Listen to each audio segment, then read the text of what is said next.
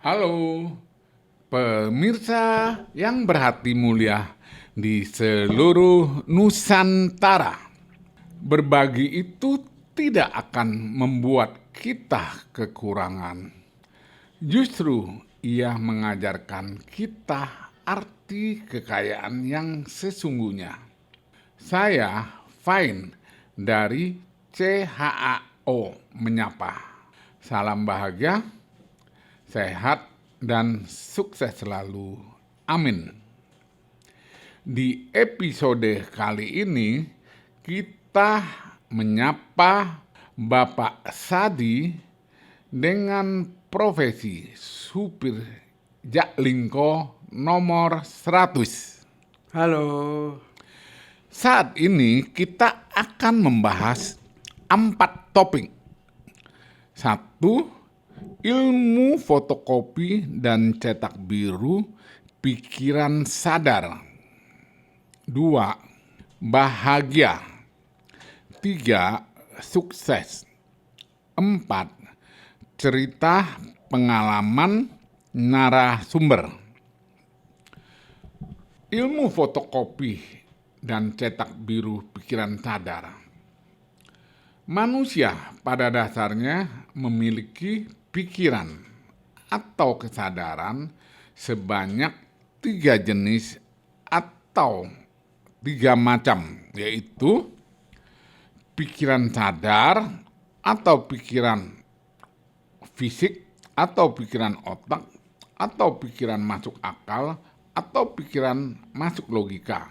2. Pikiran intuisi atau pikiran jiwa. 3. Pikiran roh. Pikiran sadar karena kita dalam keadaan sadar.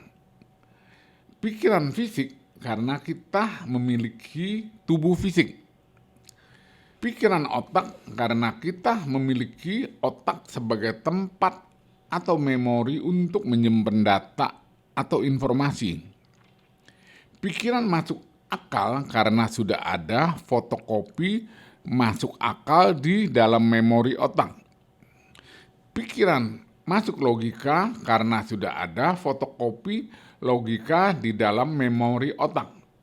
Cara kerja pikiran sadar yaitu menggunakan alat fotokopi 5 atau panca indera, yaitu mata untuk melihat, telinga untuk mendengar, hidung untuk mencium, mulut dan lidah untuk mengecap dan berbicara, kulit untuk merasa atau meraba. Alat komunikasi atau alat fotokopi 5 indera manusia jadi dapat disimpulkan apabila seseorang menggunakan pikiran sadar atau pikiran fisik adalah seperti biorobot atau robot hidup mesin fotokopi. Maaf, Pak Sadi setuju nggak? Setuju nggak? Tidak, Pak. Oke, nggak setuju. Baik. Nah, Pak Sadi pernah dengar kata si. Pernah dengar nggak? Si artinya apa? Belum tahu, Pak. Si artinya apa? Si. Sik. Si. Ya, artinya apa? Belum tahu. Ya, karena belum ada fotokopinya. Kan? Iya. Si itu bahasa Mandarin. Itu artinya makan. Oh, ya. Si artinya apa? Mandarin. Makan. Ya, bahasa Mandarin makan. Oh, ya. Nah, jadi tadi Pak Sadi nggak paham si itu apa. Nah, setelah fotokopi baru Paham. Oke. Yang kedua sekarang toriniku. Artinya apa? Belum paham, Pak. Ya, karena belum ada fotokopinya. Iya. Toroniku arti itu bahasa Jepang. Artinya daging ayam. Oh, Toriniku artinya apa? daging ayam. Nah, jadi benar nggak Pak Sadi adalah robot hidup mesin fotokopi? Ada. Hah? Belum. Belum juga? Loh, Oh, ini benar, Pak. ya? Benar. Oh, belum. Udah ya? Udah. Oke, sekarang udah setuju. Setelah proses fotokopi, Lalu dilakukan identifikasi. Diidentifikasi itu artinya memberi nama atau tanda label, ya. Iya, iya. Setelah diidentifikasi, dipilah-pilah menjadi 2 kelompok. Yaitu kelompok positif, negatif, kelompok baik atau buruk yang disebut polaritas atau dualitas. Ya, kedua-duanya tetap baik, Iya. ya. Nah, kemudian dicetak birulah ke dalam otak, memori otak, dan memori jiwa. Yang selanjutnya disebut 1, kepercayaan atau keyakinan. 2, masuk akal atau masuk logika. 3, iman atau beriman dalam hal orang beragama. Keempat adalah pola pikir. Yang kelima adalah paradigma, yang keenam adalah mindset, dan yang ketujuh adalah karakter. Nah, ketujuh-tujuhnya itu sama arti maksudnya, hanya namanya atau sebutannya berbeda tergantung si pemakainya mau pakai yang mana. Nah, inilah yang akan menentukan nasib atau masa depan seseorang. Jadi cetak biru ini sangat menentukan gitu loh. Proses fotokopi adalah bahasa bakunya atau bahasa kerennya atau umumnya itu disebut belajar, ya. Jadi seorang siswa atau murid ke sekolah itu tujuannya apa, Pak Sadi? Ya mau pintar lah gitu, Pak. Hah? Mau pintar. Iya, betul, mau pintar tujuannya. Mereka umumnya adalah melakukan fotokopi atau belajar, ya. Kita masukin ke pikiran yang ketiga, yaitu intuisi atau jiwa. Intuisi atau jiwa menggunakan alat komunikasinya adalah perasaan, ya, perasaan atau menggunakan hati. Jadi tidak menggunakan fotokopi, Iya, iya. ya. Nah, menurut Albert Einstein, fisikawan terkenal di dunia, itu ada 3 kutipan. Yang pertama, pikiran intuitif adalah suatu karunia suci dan pikiran masuk akal adalah seorang pelayan yang setia. Kita sudah menciptakan masyarakat yang menghormati pelayan dan melupakan karunia suci. 2, manusia diciptakan untuk menjadi jenius.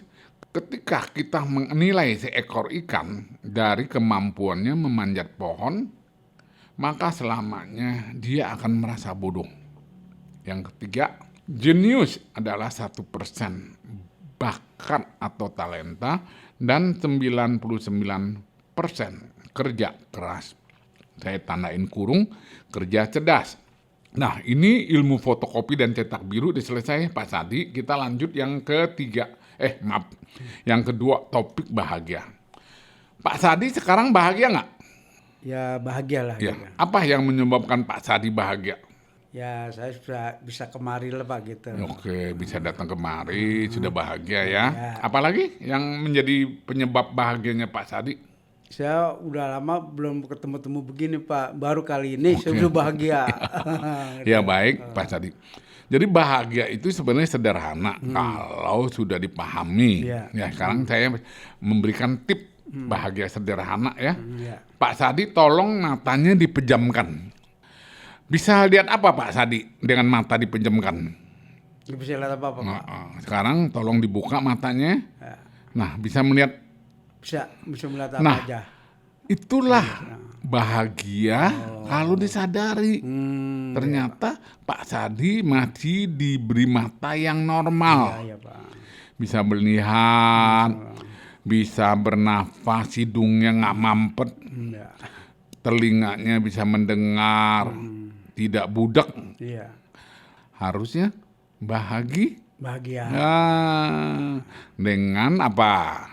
Dengan menyadari dan bersyukur dalam segala hal, ya. Kehidupan ya Pak. Iya, gitu. Masih dikasih hidup. Masih Pas.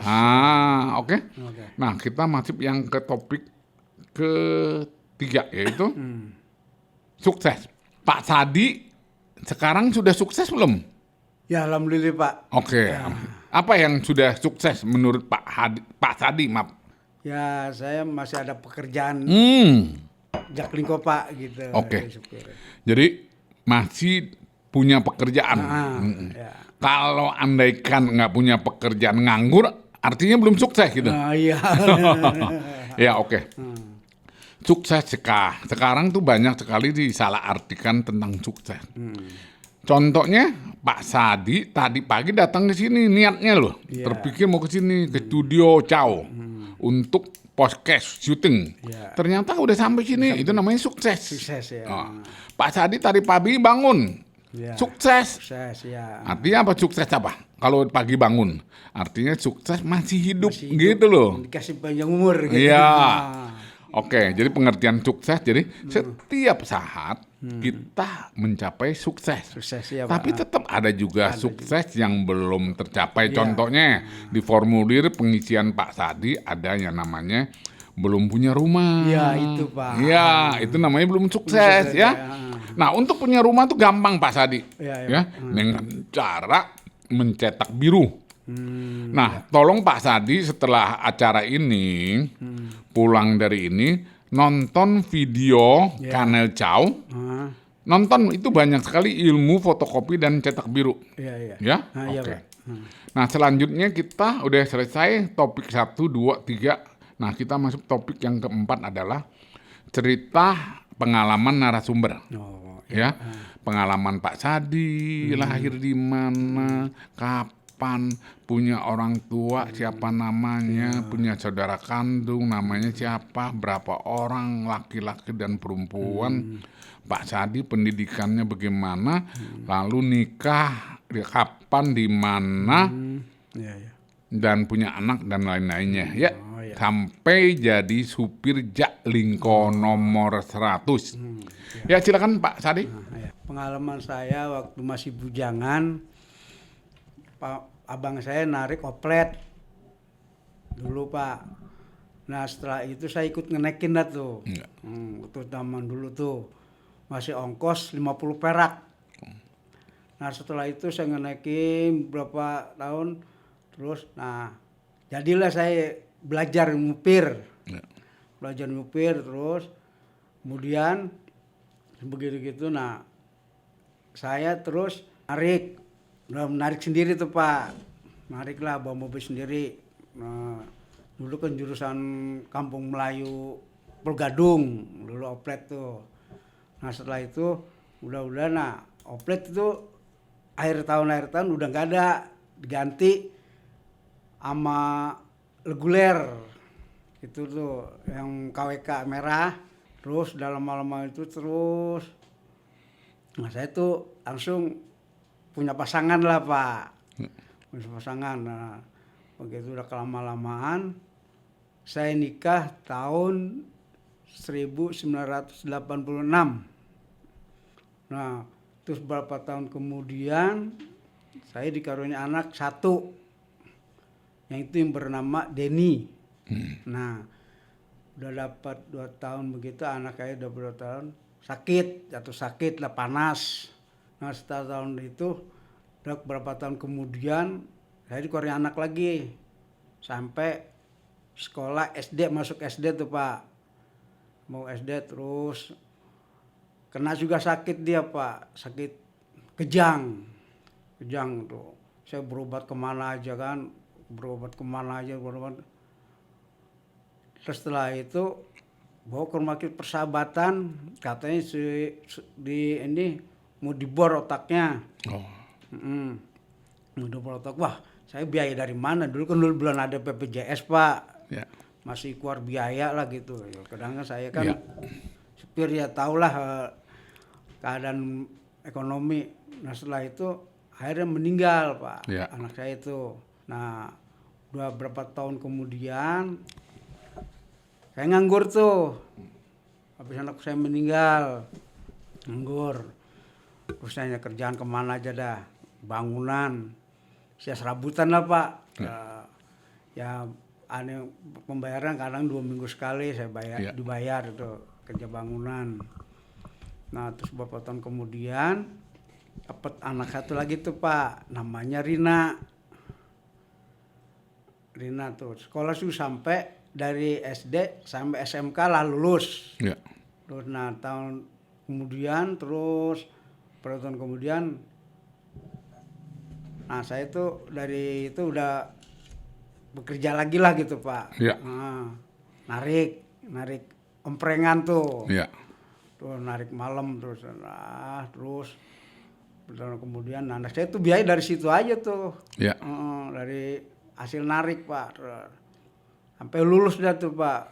Anak saya keluar lah sekolah tuh dari SMK. Nah udah begitu kemudian anak saya tuh belum dapat kerjaan lah anak saya tuh kan. Belum dapat kerjaan, yang ngelamar sono anak saya yang ngelamar sini, saya masih narik itu Pak. Ya. Kerjaan anak begitu nih, anak kerja baru berapa bulan anak saya tuh ya dapat pasangan lah Pak tuh anak saya. Udah kuat dapat pasangan, nah, langsung saya tuh resmiin lah pernikahannya itu Pak. Ya. Pernikahan anak saya tuh misal dari saya tuh. Ya. Punya suami udah bisa dari saya. Nah saya tinggal berdua aja sama istri, dikontrakan. Ya. Udah gitu, nah saya baru gitu, saudara saya narik Jaklingko, Ya. rute 100. Ya.